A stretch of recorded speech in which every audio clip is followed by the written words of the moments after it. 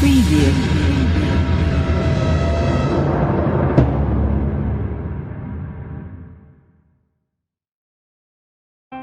The Pearls of Wisdom virtual online retreat is proudly sponsored by Serenity Radio. Find out more at serenityradio.co.uk.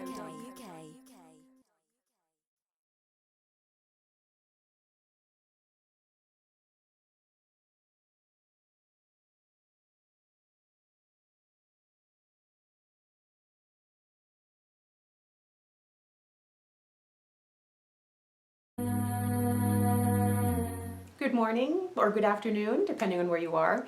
I am speaking to you from the United States, Albuquerque, New Mexico specifically, where we are enjoying a beautiful autumn day. And I am very, very ready for this weather. It's been 90 to 100 degrees here, and with the masks, it's not been pleasant. Some of you are going to relate to that. Yeah, COVID, which is why we're here. Pearl so generously put this together with this real, genuine desire to bring some positivity into the world in some way. And I love that I've seen a lot of that. A lot of people have really stepped up with their humor and generous acts, and it's been lovely to see that in juxtaposition to a lot of fear and some really not so great adult behavior, as my 14-year-old daughter likes to comment upon. And I love, again, to just see people trying to do the right thing, the kind thing, the generous thing. And so I appreciate Pearl offering this to us to then offer to you. So depending on what you're looking for here, we have some amazing ladies, and all of us are bringing the best of ourselves to you. And I imagine that you're wondering, which person, which service is something that would apply to me, what might benefit me. And so I will not ramble a whole lot and just get to what I offer and what I'm about, and that'll help you either move on or stay a while. These are recorded, so you can always visit them again, these videos. Or I have a YouTube channel that speaks all about who I am. I have a lot of videos up. If you were really interested and wanted to know more and wanted to do that at a later time, that's fine. It's Claim Your Wings on YouTube. So for this event, I am trying to focus on COVID and how it's affected people, because Pearl really wanted to try to bring something around that. And it's been rough. I don't think any of us can argue with that. And what I have noticed is people's real desire for honesty and wanting so much to know what's going to happen. And it's brought up a lot of things in our personal life. So what I'm all about is helping people figure out their real deal, the real story, what is really happening with you. Often we'll have some sort of drama or saga going on in our life, and we completely misunderstand what it's trying to tell us or what the real origins are. So you look at COVID and this quarantine, it has been brutal for people to be locked up with other people who they often spend a lot of time trying to avoid. Where you're happy to go to work because it means you don't have to be with that person or those people for a whole 8 or 9 hours. That's a real thing. I've worked in human services my whole life, and people are my favorite thing to study, to be around, to learn from. And often we will run from people instead of dealing with what needs to be dealt with. And boy, a quarantine certainly prevents that, doesn't it? So what I offer is, let's look at what we've learned. Let's look at what little goblins COVID has brought out in our personal lives.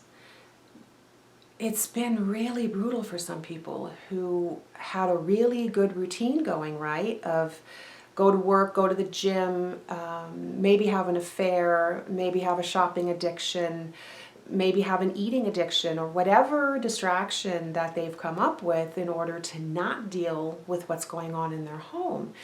The elephant in the room is what we call it here. And so it's easy to step around the elephant on your way out the door, but for the last few months, we've been trapped with the elephant and the other people or person.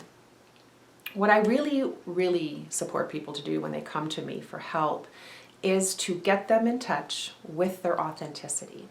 And I know that we hear that word a lot right now. I think it's been misused and abused a bit. I see it in terms of not just telling the truth. That's a different thing. Authenticity within yourself is very connected to your integrity. That you show up as you, the real you, with all the warts and all the scars and all the stories, and that you're aware of all of the warts and the scars and the stories, and know what you're bringing, and know that you're accountable for bringing that damage or that pain to every situation and relationship that you enter into. So I really love it when people say, oh, now I get it. Back when I was 12 and my dad would only go to my brother's sporting events and never come to mine, I decided that I really wasn't very good and I wasn't worth watching, so why the hell try at anything really hard? And I just kind of embarked on this life of mediocrity. That's crazy. Who cares if he came to my games or not? Okay, this is kind of a simple example, but my point is that we write our stories very early in life, and then we just keep adding chapters. What COVID has really done for people is make them look at their story. It doesn't mean they want to, and it doesn't even mean that they're going to address anything, but boy, has it prevented escape, right? Just, you're right there every day. And I was just talking to somebody the other day, and we were talking about how did they even navigate that when the lockdown first happened? And let's just say that they were having an affair. Well, how long do you hide from your spouse or your partner in the closet texting the other person? Like how does that look, and how did that unfold? You have to wonder how many households had some really painful things come up. And my offering is that I want to help people not get to that point. I would love to get to that person before they ever have the affair and have them say out loud, I don't want to be in this relationship anymore. I just don't want to be here anymore. I can't help it. I wish I felt different, but I can't. But instead, they stay, they pretend, they play along, and they have a separate life, causing so much more wounding than the initial truth would have caused. I mean, how many times have you heard people say after being stabbed in the heart or the back, why didn't you just tell me that? Why didn't you just admit it? Or, why didn't you just tell me the truth months ago? Why did you hide it from me? I mean, I've witnessed these dramas, and it's really painful to watch because the other person has no real excuse. So my passion is to help people just get grounded in their reality, their own, what they've created for themselves, which is the reality with which we filter all of our experiences through, right? Like whatever we consider real, that's what the lens we look through, and we lead our lives, and it's often very skewed. And it's rooted in a lot of hurt and a lot of misunderstanding from years ago. And I'm telling you, 9.9 out of 10 times, it's childhood. We will trace everything back to childhood. I've never had a client, either in my social work practice or in my coaching practice, that whatever was happening, direct root back to childhood. I hate to tell you, and a lot of people don't like that because they just want to pretend that if they ignore it and try to forget, it doesn't count. That's not how it works. And it really is incredibly liberating to look at the little goblins that have been chasing you and have been dictating how you live your life and stare them down and say, yeah, we're done. I'm breaking up with you. Like, I get that you're going to try to follow me around and you're going to keep trying to influence me, but I'm onto you now. And you're done being the boss of me. It's serious, and you can add a little levity to it, because once you seize your power from your stories, things just get easier and things look so much less dire and out of control. So this is what I speak about, and what has come up for a lot of people that I'm encountering is the COVID hitting when this person is in their 40s on up. So I think the youngest that I've encountered was like 39, and she just noticed, because she wasn't able to run away to work, she wasn't able to escape from her husband, that she really has to address something. She wasn't quite sure what that even meant. You know, she doesn't really want to split up, but she knows that she's really not okay the way she is and how she feels, and then she felt guilty about that. And we had a beautiful conversation about how she's allowed to not be thrilled with where her life is right now. And it's not about hurting the people around you. It's just about being authentic in yourself and allowing you to feel and voice what's really going on with you, so that you don't go down a misguided path that ultimately does way more damage than if you had just spoken your truth from the start, you know, upon really realizing I need to make some changes, or I need to make some evaluations, I need to decide if I want to continue this way, what do I need to change even? For some people, this is about their career. It's just that our relationships are so front and center, right, in our lives. And we don't really want to mess with them because we like the idea of having a relationship. That comes up a lot in my practice, is the desire to hang on to the other person, no matter how painful or bad things are, no matter how disingenuous and inauthentic everyone is behaving. Nobody wants to let go because it's better than being alone, which ultimately doesn't prove to be true. Because then when it blows up, inevitably I hear, oh man, I should have just called it. I should have just walked away from it when we were still friends, or before we started fighting so much, or, you know, before we had kids, or, you know, all kinds of, I've heard it all. And I love the idea of prevention. My background is, again, social work, and lots of, you know, bad choices being made by people, lots of drug use. And what was always lacking was prevention. They just went ahead and dove right in when they could have prevented all of this drama if they had just stopped and thought about it and really been more honest and all of that. So that is what I'm about. And I want to talk about how it's perfectly all right for anyone in the situation where COVID has brought something up for you. Like, you can't run away from it at this point. You just know that something has to change. And it could be about, again, your work. I mean, careers are front and center for a lot of people. They don't even want a relationship. They're just on the track, you know, having a very certain goal around their profession. And maybe this has just turned that completely upside down, and you are wondering, what the hell have I been doing? Why have I been doing this to myself for the last 10, 15, 20 years? I don't have a personal life. I think I kind of want one now. I'm 45, I'm 48, I'm 50, whatever. And all of a sudden, the decisions that you made when you were 35, they're not really landing with you anymore. It's not really where you want to be. So something to ask yourself, if you find yourself in a position right now of, I'm not really settled, I don't feel settled, I feel unsettled, I feel kind of stressed and anxious and sad, and like I might be missing something really important. I feel like I'm not understanding something. Just ask yourself, maybe, what initial choices brought me to this place?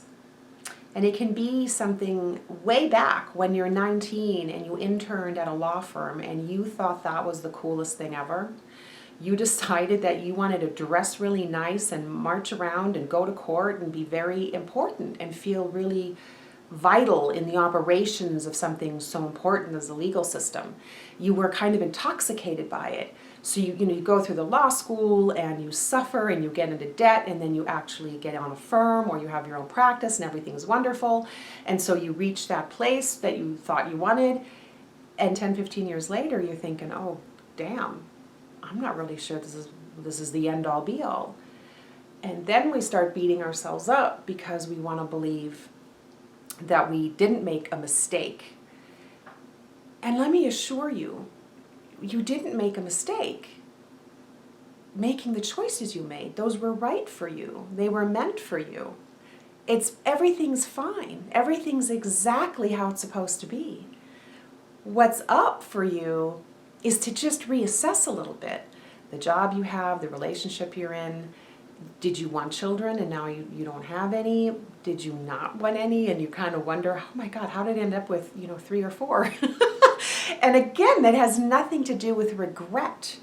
It is about looking at your life as authentically as you can with real honesty and saying, okay, now I'm 40 whatever, 50 whatever, and I think I want to change things up.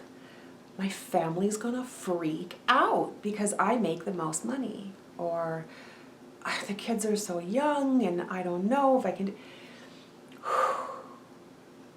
Let me tell you that this feeling you have, this is not a midlife crisis. It's just not. And I don't know about anywhere else, but here in the United States, we have a real thing about that. We love to label this event that happens to so many of us in our 40s and on up into the 50s. I've known 60-something-year-olds who suddenly have this shift in their thinking. It is not a crisis. It can become a crisis for the people around you because you're no longer exactly who they're used to you being and who they need you to be to keep their own life going, right? I mean, I remember my ex-husband, when I got hit by this, I was in my mid-40s and my mother was dying. She was in another state. I'm an only child, so there was no one else to handle things. I had, at the time, my daughter was 8, and I'd been married to this man for 17, 18 years. We'd known each other even longer. And I just remember how confusing it was and how bad I felt. But I had all this happening to me and I didn't know how to handle it. And I felt so guilty because all of a sudden I wasn't comfortable anymore. It was like wearing a shoe that was way, way too tight.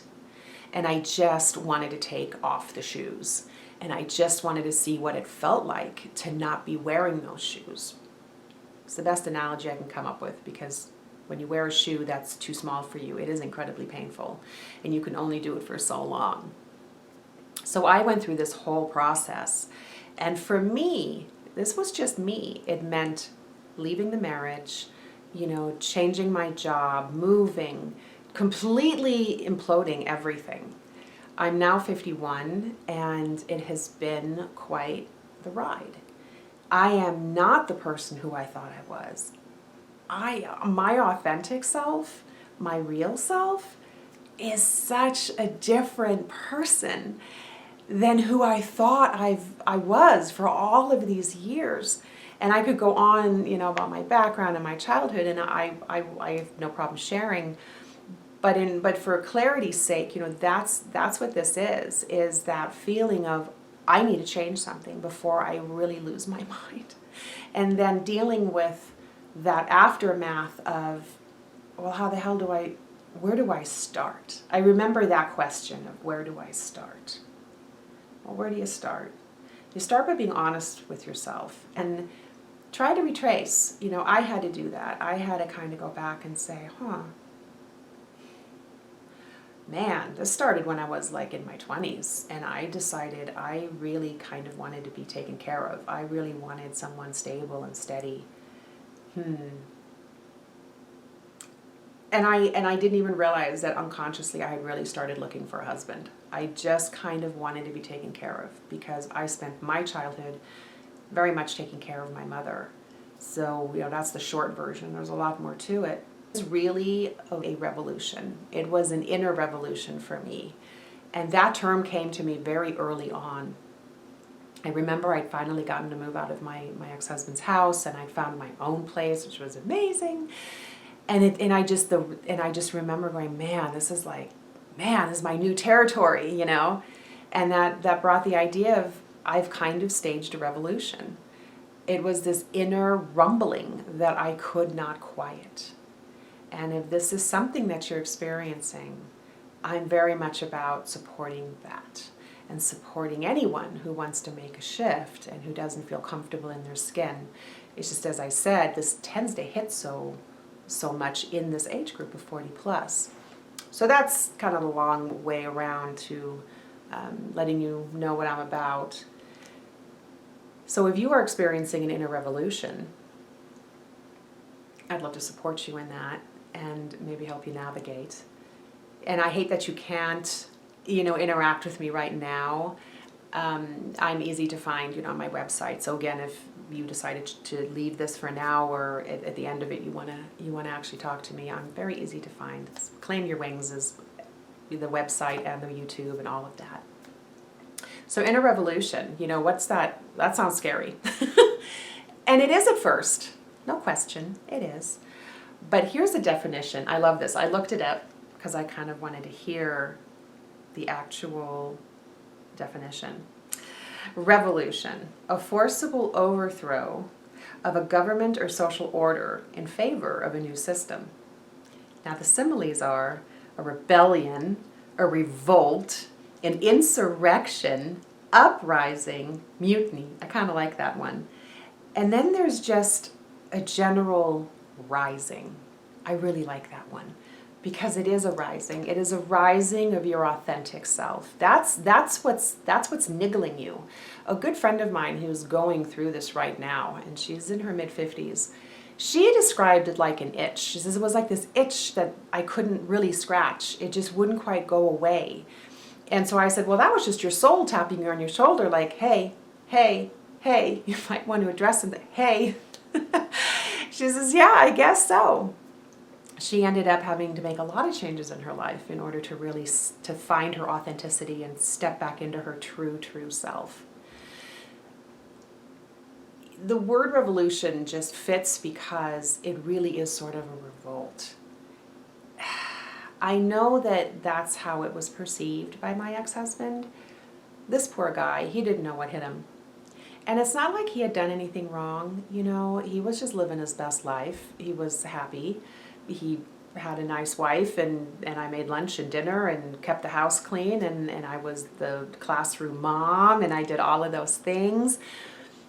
And he was fine. He just was in that place of numbness that we all kind of go to after a few years of a marriage or of a job, where we just kind of have a background music that we put on and sort of soothe ourselves into staying where we're at, even when there's a little rumbling going on.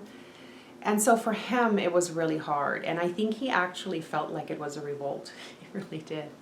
And so I had to navigate that myself. And I just remembered really wishing there had been somebody around that could help me. I really had so needed someone to talk to, and there just wasn't.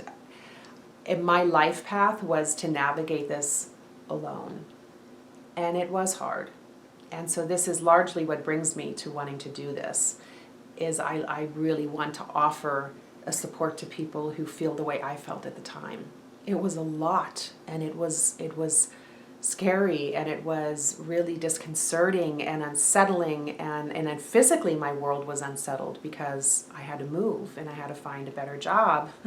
And in the middle of that, I was caring for my mother, who was put into hospice in another state. I mean, it was not a fun time. My middle and late 40s were not awesome, but it was this really, really necessary growing pain I had to go through. So I encourage you, if this at all is landing for you, to go ahead and let it unfold. Try not to squelch the voice inside of you, which is your true inner self, your soul, your authentic self. The tapping on the shoulder, of, hey, don't you want to come back? Don't you want to go back to who you were when you were a kid, when you knew who you were before the grown-ups got a hold of you? Because often that's what happens, that child in us kind of gets battered down because we learn so early that we have to survive, right? And so we conform and we twist and we please and lie even to ourselves and other people if it means that we get to stay in the tribe. Have you noticed that? Like, staying in the tribe is really, really important. And you don't talk back. Or, if the family is all about sports, well, then I better figure out a way to like sports. Or if you decide to be rebellious, then you just brace yourself to be the outsider and maybe the one that isn't loved as much as the other kids. I mean, I've heard every story. It's amazing to me how tough we are as kids, the way we are able to just mold ourselves and twist ourselves. Like, we survive that. It's quite something. It's incredibly damaging. And it tends to skew the vision we have of ourselves, and therefore we make choices based on being a person that we had to invent to survive our families, rather than basing our lives, planning our lives on who we really, really are. I hope that kind of makes sense. I mean, everybody think back to your childhood. Like, who were you expected to be? What was your role in your family? Did you have a label? Did you have a nickname even? Sometimes it's as direct as a nickname, where you're a very particular character in your family. And it's not even necessarily that you ever really felt that way or wanted to be that person, but that seemed to make your family happy and your parents all proud. So you went with it, because at the end of the day, it's about survival, right? I mean, honestly, don't we just survive our childhoods? We really do. We're tough. We navigate it and we get out, the end of high school, and then we run for the hills. Well, a lot of us, not everybody, but I'd say most of us. Because there is that voice in us saying, I just want to go be me. I want to go do me, where I'm not going to get in trouble for not being what the tribe expects me to be. Maybe just to offer a more in-depth example of how sneaky our childhood experiences can be. I can tell you something that I stumbled across. It took me 4 years to really grasp this. 4 years of me getting counseling, coaching, and support to really figure out all the things that make me tick. So, as I mentioned, my mother was someone that I spent a lot of time taking care of as a kid. It was just her and I always. And she drank too much. And she also worked and basically just barely survived. That was just her mode of being. And so, like anyone out there who can relate, the kid or kids are just kind of along for the ride, and talk about being in survival mode, right? Because we never know how that parent's going to be that day and how they're going to feel and like us or not like us, or we never really know. And I remember that was such a stress for me, never really knowing where I stood with her that day. So when I turned, 14, 15, we're allowed to go get a job. And we lived in the suburbs, and I had to probably travel about 5 miles, 4 or 5 miles to get to where there was work, with McDonald's and stores and that kind of a thing. So when I had to go to work, after school, what it would be about 4 p.m, I would just take the bus. And I worked at a pizza parlor. And I worked full time for at least 3-4 nights a week. I worked till closing, and it was a lot. My grades were not good. That's a whole other topic. So come midnight, the place closes. I've got to get home, and my mom would just kind of leave me to figure it out. There was no bus at that hour. I remember walking home at midnight. 14, 15 years of age, 5 miles, just on a busy road. It was lots of cars. Really, anything could have happened to me. And I remember at the time, at that age, you just get mad, and you just like, oh, she's such a bitch. I can't believe she can't come get me. Why can't you just come pick me up, or why can't you give me cab money? Or, I remember being angry and scared because it was so late and I was all alone and I was surrounded by cars, and you read the news, and I knew what could happen to girls that are out at night. it was scary. And like I said, I remember being all angry and put out about it. She's just so mean. Who lets their kid walk home? Like, oh, and I'd go on and on.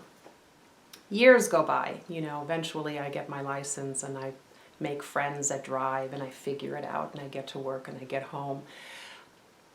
But I always had an issue about self-worth. And I'd say any kid who was raised by an addict of any kind walks away with some issue about self-worth and, how lovable are you? How likable are you?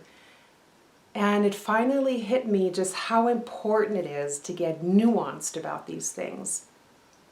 And what I realized one day as I was talking about this with someone, it wasn't even therapeutic, we were just talking. And I recounted to them what I just told you about walking home at night. And I just remember being so mad at her and just not really understanding, how she could let me walk home, like what kind of parent does that.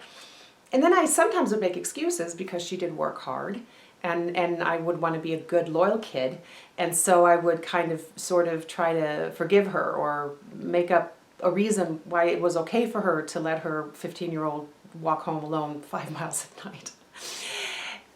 And I thought, okay, so what did I learn then? So I remember being mad, and I remember thinking, she must not care very much what's going to happen to me. I guess she's just not very worried about me. That's kind of shitty.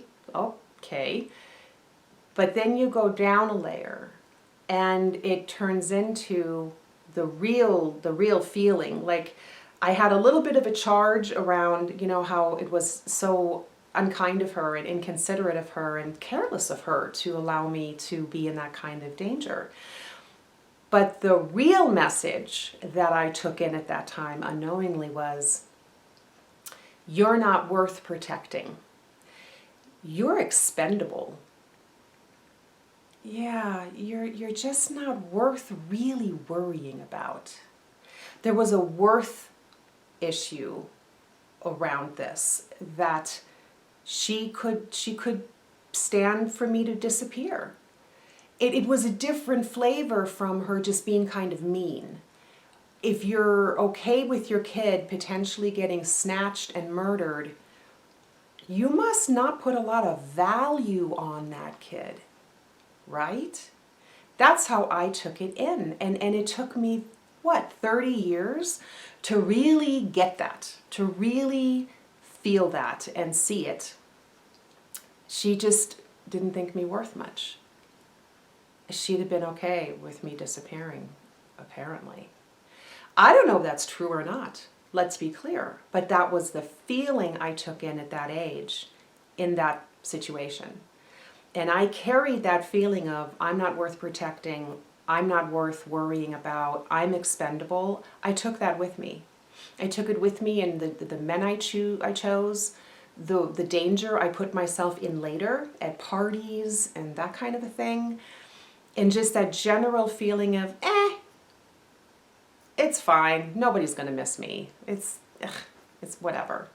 I mean, it was so telling about the choices I'd made. And it was just by the grace of God or whoever's in charge, and just that my life path was supposed to be what it is, that nothing ever happened to me. Nothing really, really horrible during my really careless stage where I truly just threw myself in constant danger and really unwise situations. But how important it was for me to see that and then to just let that go, because it was a long time ago. I don't know really how my mom felt at the time. She was tired, she was single, and she just kind of left me to make my way home. I don't think she really thought me worthless or not valuable, but her actions translated that to me. And you can't go back. So you integrate it. That's where the word integrate comes in. You bring that into yourself and you kind of morph it with the rest of your memories and your feelings of yourself and how you see the world. And you're able to objectively talk about This is, how I was influenced when I was a kid. This is why I made choices that I made later. And now I realize, wow, how sad. And you let it go. I'm not mad at her for it anymore. I let all of that kind of gets dissipated when you dissect those really important feelings that you take with you from your childhood. You have to track them, trace them, dissect them, and just let it be. And you take on board whatever you learned. And I mean, now I know I'm amazing, and I'm absolutely worthy of all kinds of great things, and I have value. I'm not carrying that childhood story anymore, but I know people my age who still carry that kind of childhood story. And this is what always breaks my heart. I now know the difference of schlepping that burden with me and then shedding it, and the difference that makes in your quality of life and in your quality of being. So that's just a small taste of, kind of a childhood feeling example, and how it carries over and is one of those goblins that just sort of influences us in ways that we're not even aware of. All right. What feels important to touch on is this suggestion that I'm making, that at this age of midlife shifts and questioning and unsettledness is the potential of having to leave something. And leaving something behind really scares us. We really do have issue with it. We're not big on change as humans, and we're really not loving change where we feel we don't have any control over how it's going to look and feel and smell and taste, right? Like, we want to know everything coming. Well, that's not how life works. And one of the reasons we stay in places where we are no longer growing and no longer thriving is just flat out fear. Just fear. It's I call it the familiar misery syndrome. Let's stay with the familiar misery, because the unknown, well, it's unknown, and I don't care for that. So I'll just stay really, really constricted and small and sad and feeling sort of bitter and resentful. But hey, it's familiar. It's better than not knowing. And I've never met a person who was in that space and then left that space and stepped into the unknowing who regretted it for what it's worth, and I'm one of them. The fear around it is multifaceted, but one of them is because we're basically rather compassionate creatures. We're really not the heartless monsters that we sometimes, behave like. We really do worry about hurting the other person, or when it's about a work. I know so many people, and I've been one of them, who think that they're like indispensable. And if I leave my job, well, my department would just fall apart. They wouldn't even know what to do without me. I can't leave, because then that project that I've been working on for the past, 2 years, and it makes me crazy and I hate it. But if I leave, then that might fall apart, and then we won't get the funding, and that would be awful, and blah, blah, blah. We have this huge story around why we have to stay at the job, in the relationship, at that house, in that city. How many people do you meet who really, really, really dislike where they live? Every time you see them, they complain about it, or every time you talk to them, they complain about it. But moving, they don't want to talk about. It's too much trouble. The housing market. I don't know. I got to fix the plumbing. And come on. It's excuses. And we even say that to one another, like, quit making excuses. You're so unhappy there. Do something about it. But then when it's us, we very quickly revert to making excuses. And it's really important for us to recognize and acknowledge and own that we make excuses too. All those things that we point at other people, where we say, you're just being a chicken, or you're being really mean, or you shouldn't do that, you should tell them the truth. Yeah, and then we don't follow our own wisdom. How many of you have noticed that? I will cop to it. Boy, is it easy to look into other people's lives, right?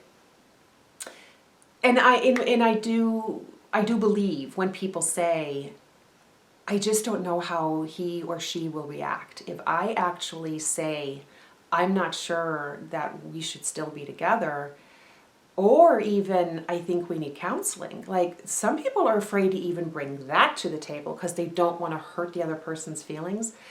Okay, I'm not saying that's not true. Because again, when we care for someone at all, we do care about their feelings and we don't want to be the person to hurt.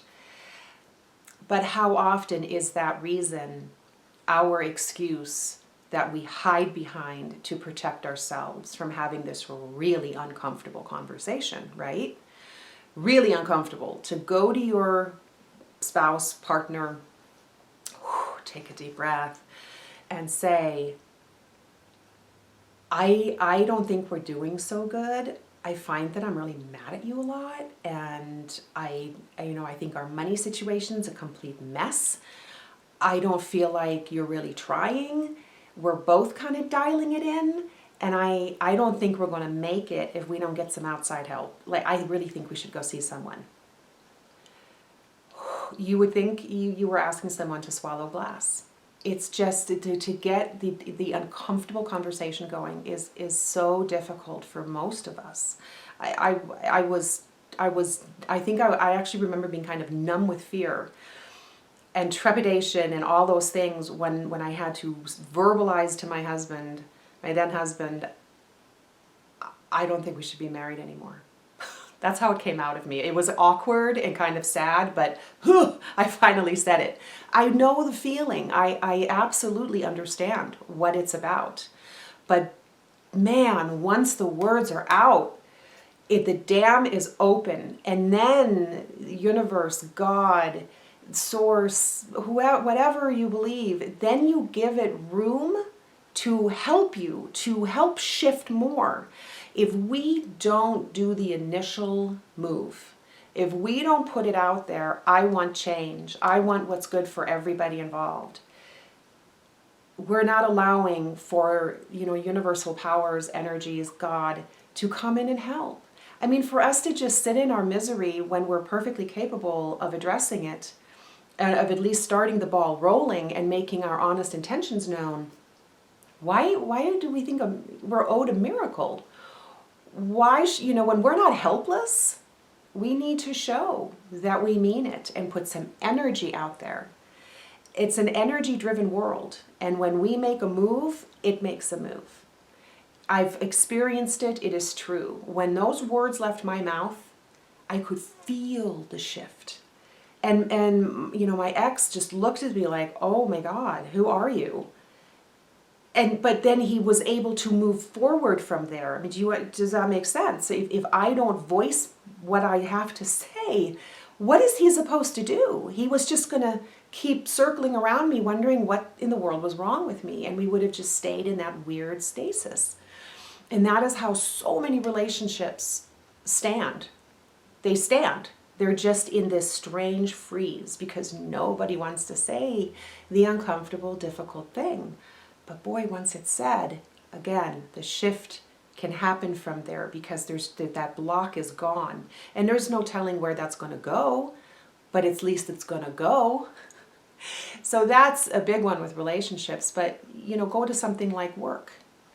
And we make up big elaborate stories, like I said, about, I can't go anywhere and they need me. And have you noticed how many of us make ourselves indispensable at a job when we're afraid to leave? I've been there. And social work, it really fosters this.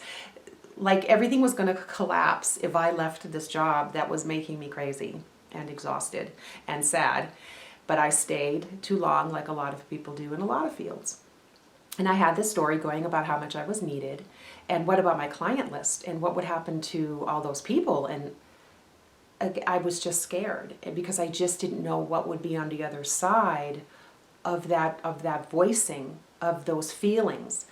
And then you get this thing in your head about, well, my boss will hate me and she always tells me how much, she counts on me and needs me, or he's always, praising me and giving me the good projects. I mean, I can't do that to that. I have to stay to show how loyal I am.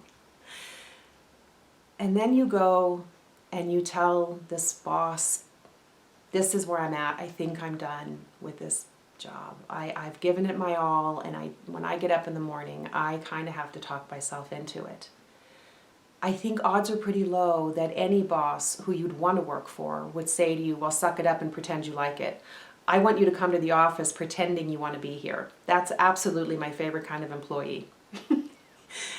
It doesn't happen. Unless that boss has serious issues of their own, they're going to say, then you should probably move on, because I want people on my team who want to be here. And here's the crux of it. When we don't step up and say our piece, we are letting everybody down. Not just ourselves, not just the one other person, but everyone, because everyone is affected, right, by the choices we make. It was so interesting to me when my ex and I, we shared that we were getting a divorce. Wow. The people who came forward to us respectively and shared really personal stuff about how they'd been thinking about that, and they'd been in counseling a while, but it wasn't going so good, and they just didn't know what was going to happen, and so they were watching us to see how we would behave. Other couples, it kind of drove them into counseling, which was awesome. They're like, well, we don't want to end up like them. We should go. And I thought, how awesome that by doing the integrity-based thing, the honest thing, it's affecting other people to behave in a different way. We're all about, do you lecture your kids about that they need to be a good example and that they should only follow good examples? Well, grown-ups are examples for one another as well. We model behavior for each other just as much as we model behavior for kids. And we don't want to think about that, right? Because we prefer kind of staying behind our stories and acting like we don't know better because it's just more comfortable. But it really struck me when we were going through that divorce, how many people took their cue from us in one way or another. And that's not to say that we didn't have people who just flat out disappeared, like they checked out.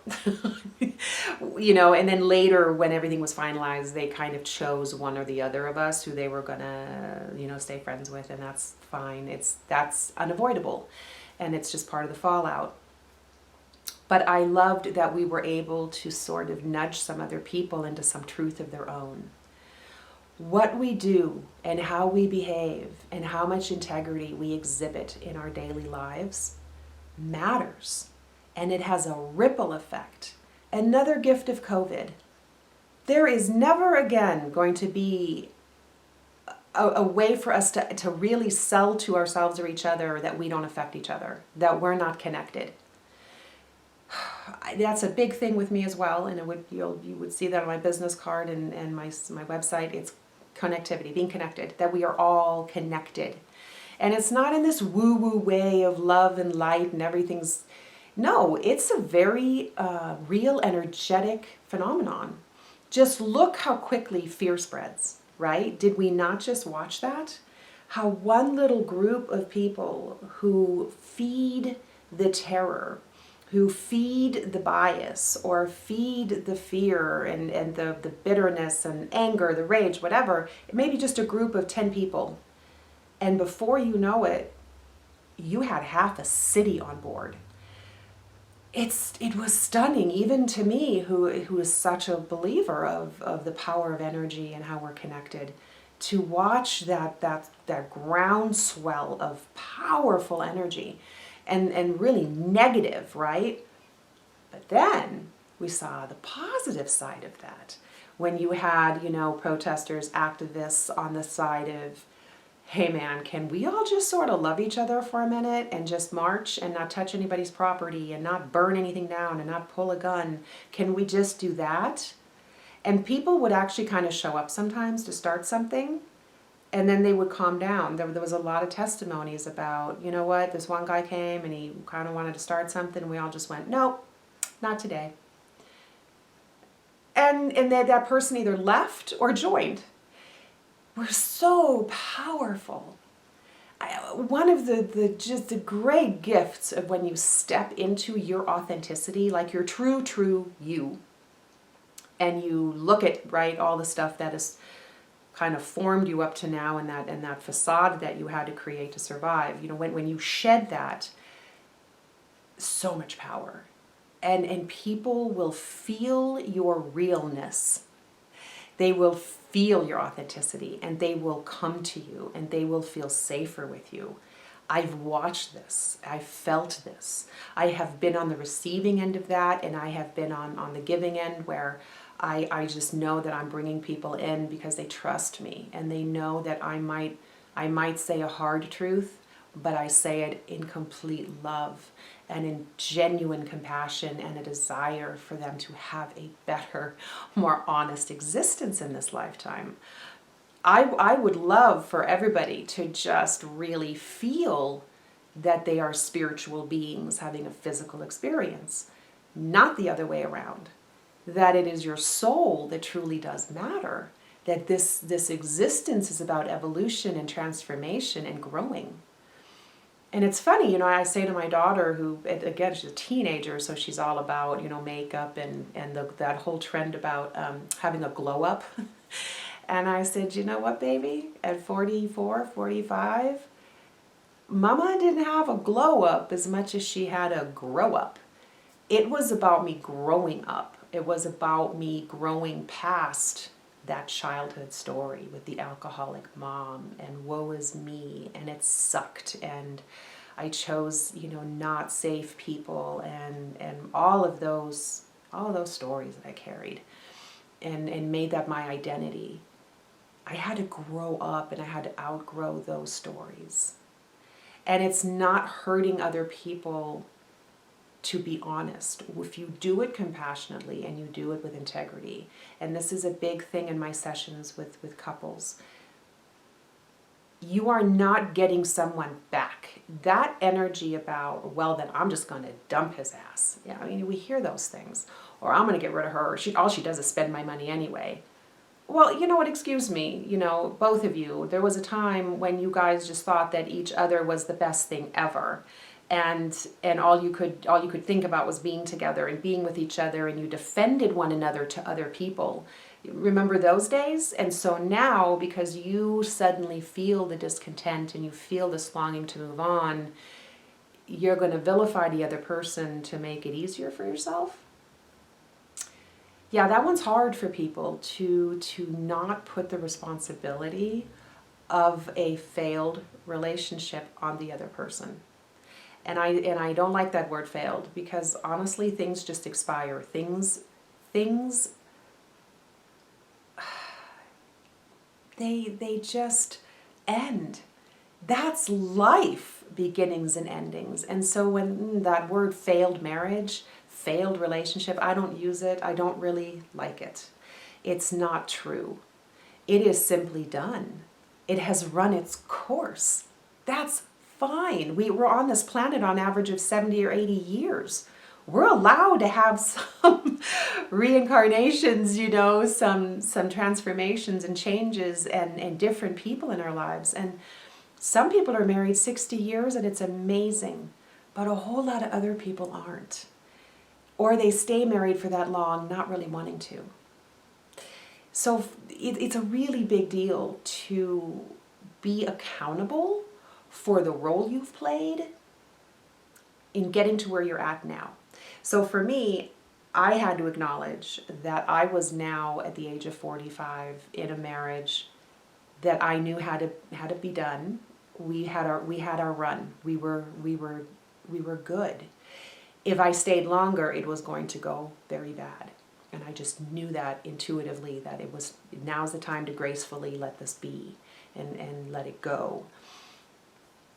But I had to own that I had made that choice to marry someone because I wanted to be taken care of. He's an incredibly stable man who does what he says and says what he does.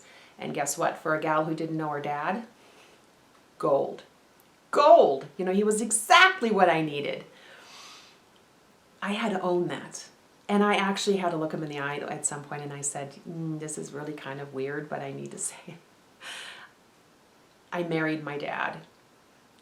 I didn't mean to. I didn't know I was doing it. I was just following my need. I was following the void that I was trying to fill. And it was you, and it was meant to be you. It was supposed to be you. And thank you for doing such a good job. Yeah, even to this day, I remember how good it felt to just be honest and speak that truth. I brought this. This is my baggage, and I'm cleaning it up. And I'm not going to make you help me carry it anymore. That's integrity. That's authenticity. That was hard. But it absolutely set the groundwork for our divorce. So I really wanted to bring that. Whatever situation you're in right now, if you are in that unsettled, unknowing place and you're talking yourself in and out of, I should probably come clean, I should probably talk to this person, talk to that person, I should probably start looking at other houses, or I should probably, whatever it is that you're spinning out, because it's now been so brought to your attention after COVID and quarantines, and it's there and you can't get rid of it. Just be clear about where you want to be and what you want to do, and say what you mean and mean what you say. You just never know what will come once you're honest. There's no explaining how helpful it is to just speak it, because once you speak it, again, it can flow. It's like a dam opening, and then things can just start moving, and then you can start following your intuition, and you can start following the crumbs, right? It's so important to be able to do that, to tap into that higher knowing, because that honesty takes you there. It really does. So think about what it is. Where are you, and what conversation do you need to have where you need to come clean, where you need to own your piece of it. I stayed at this job way too long because I don't know what it is about this city. I really don't want to be here anymore. What is it that's actually keeping me? It's not the restaurants, and it's not that I can't do some fix-up projects on the house to make it sellable. What is happening that I won't want to unclench my fingers from this? There is an honor to it as well. I mean, I'm sure you've noticed how much we revere and really value people behaving honorably and gracefully, and just fessing up when they've done wrong, when they apologize for having taken part in something, not good, or not, safe or healthy, or, where they've been a part of something that was not admirable. And then they actually own that and apologize, and we're like, wow, that's so great. Look at them, We really love that. And we so are resentful of our politicians, right, who refuse to be accountable and honest and own what they're doing. Be what you want to see, right? It's one of the smartest things out there. Be the change you want to see in the world. Well, we want to see honesty. Be honest. We want to see integrity. Find your integrity and ground in it. It's a game changer. It's a world changer. All right, so that's the lecture around figuring out what your piece is in having to talk to your person or your people about the changes that you think you might want to make, keeping in mind that everyone benefits when we tell the truth. It's kind of magic. There's an alchemy about it. And it spreads like wildfire, right? When one person follows their conscience, it's amazing what kind of a ripple effect that has. All right. Let's see what else we're supposed to cover. Sometimes I just ask for a little guidance about what's important to bring up for those who would ever watch this, what you might need to hear.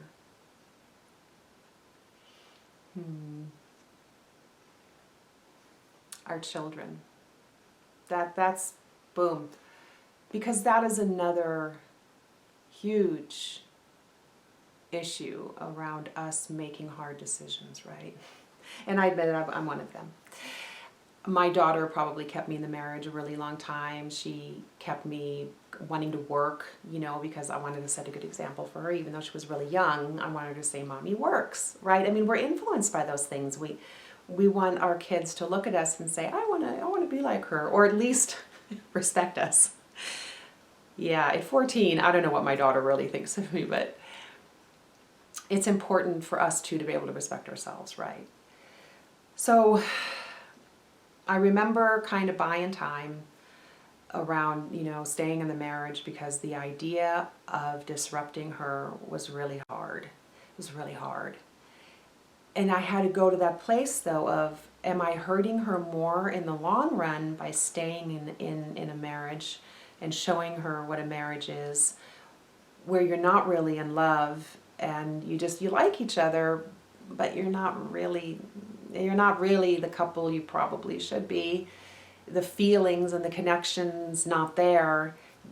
Do I do her more damage raising her in that kind of lie? Or by just kind of ripping the proverbial Band-Aid off now and owning it and showing her how to live a life, again, based more in integrity than in fear. And it took me a while, I admit it. I had to kind of, talk myself in and get comfortable with being uncomfortable. It's being comfortable with the uncomfortable. And it was so interesting because she made the observation during the divorce. We were still living in the same house for a while. And at one point, her dad and I just had a really rough day, and we were in pretty good terms at that point. And we hugged each other, and my daughter looked at it, and I remember her little face looking up at us, and then she walked off. And then later on, I kind of asked her about it a couple of months later, probably, and she says, "Yeah, that was weird. You and Dad never hug, huh?" She was being 8, and she was just observing, and I thought, yeah, that was pretty good observation. So it kind of told me if I had stayed, it would have been a life of her watching her parents not be physically affectionate, not abusive or mean, but certainly not a couple. And so what kind of relationship would that have guided her to seeking, right? Because our kids do what we do. They don't do what we say. They absolutely do not do what we say. They do what they watch us do. They take us in every second of every day, and they internalize the feelings in their homes. Not what we say to them. Words are empty. They have to feel it, and they have to see it modeled, and then they internalize it. And I think we all know that. We don't love it because it makes us so accountable, but we all know it. And so I knew, for us at least, that the split was the way to go for her long-term benefit just as much as ours. And that was tough because for a minute there I thought she was going to be a really good excuse to avoid the uncomfortable conversation and keep all our friends and stay looking like a pretty family. And I know people right now that are doing that. They're just keeping it kind of together because everyone's expecting it, and they're telling themselves, the kids don't know we really don't like each other, or the kids don't know that we never have sex. I mean, it doesn't matter. Well, but the kids can feel your lack of connection, trust me,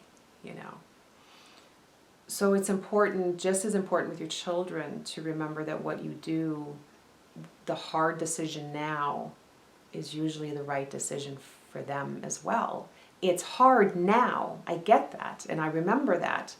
But honestly, we kept the conversation going, we had a dialogue, and she got through it beautifully. And because I left when I left, knowing that it was going to deteriorate from that point on, she didn't watch her dad and I rip each other apart. She didn't see us screaming at each other and belittling each other and being sneaky behind each other's backs, or talking badly about the other in front of her to other people. I mean, I've seen that where the one spouse is talking absolute trash about the other one in front of their child. And I'm thinking, you really don't think they're hearing this? That you don't think they're taking in that this is how relationships work? This is hard stuff. And I just keep going back to the importance of us living in this place of integrity and authenticity, and of a place where we like ourselves, right? It's so heartbreaking when you don't like yourself much because you're carrying guilt around telling a big lie of some kind. And it's, again, not just intimate relationships. It can be about coworkers and bosses and other family members for sure. Think about all the disingenuousness going on between siblings that keep up the show because it's family. This inauthenticity and this disingenuousness is corrosive. And I want so much to see people possibly take this opportunity of this crazy time of COVID that is stretching all of us and stressing all of us, but to take this moment and say, you know what, after all this crazy and how it's shifted my world and messed with all of us, I kind of want to keep it more real. I'm going to have that conversation with my sister, my brother, my mom, my dad, or I'm going to stop putting myself through that particular ordeal all the time, or subjecting myself to this particular thing that makes me feel like crap. You know, find the thing that you've been forcing on yourself, that you maybe have suddenly come to a realization that that's not necessary. Voluntary suffering for the sake of suffering. What does that gain for any of us? You know, the gift of COVID, there's a lot there for us to mine and take on and glean really good, insightful, beneficial things and make some changes springing from those. That was the hope of this online retreat, and to bring to you. I know that it all sounds like a lot, and when I have clients, they kind of freeze up at this point because the idea of coming clean or being really honest with themselves and then with the others involved is so scary. And then you just kind of let yourself sit with that for a minute. And there's something to be said for self-compassion, right? Where you don't force yourself into changes. You don't force yourself to the point where it makes you cry and upset. But you do force yourself to the point where you feel the discomfort. And then you realize the discomfort isn't going to kill you. You're going to survive, and you're even going to thrive once you take that crucial step into your authenticity and into your real you, and speak whatever your truth is, whatever it is that you haven't been speaking. Speak it, and the change can then come. That's what it means to be authentic, is it's about telling the truth, but it's about feeling it as well and allowing for the shift to happen. So it is time possibly to take your COVID inventory and make a list, or do something, whatever meditation means to you, and think about and wonder about and kind of fearlessly poke around in the relationships and in the situations in your life that you normally avoid. That's the thing. The stuff you would normally avoid, it is time to look at. And really look at a relationship or a situation and say, why am I still here? Or why do I still put up with that? Or why do I still think this is fulfilling? Why can't I allow myself to step away from this? What's keeping me in this place where the familiar misery is so favorable over change, over the potential of something amazing? Where did I first ever learn that being, unhappy or being in a place of constant anxiety, frustration, even anger is normal? That's how I'm supposed to live. Where did I learn that? And then you start looking at your family, you do, and it's not in an accusing way. It's not in a, oh my God, they screwed me up so bad. It's like, okay, this is how they parented. This is how they thought it would work. So many times parents don't mean to screw their kids up, right? I certainly don't mean to screw up mine, but we'll see how that all turns out. I'm fully prepared to fund her therapy. How do we not screw each other up a little bit? But, so don't look back with this accusing way, and I'm not going to talk bad about my parents. Let's look at how I was shaped. Let's look at how I was molded. And it's like me discovering that it was really about feeling unvalued and completely not worthy of protection and even love to a degree. And it was all hinging on that she wouldn't come get me from work. It's so interesting. Do a little exploring, a little poking around. It's so good for you, and it's challenging, but so rewarding, and you don't need to tell anyone you're doing it. You don't have to spread the word. If you decide to go to counseling, I love that idea.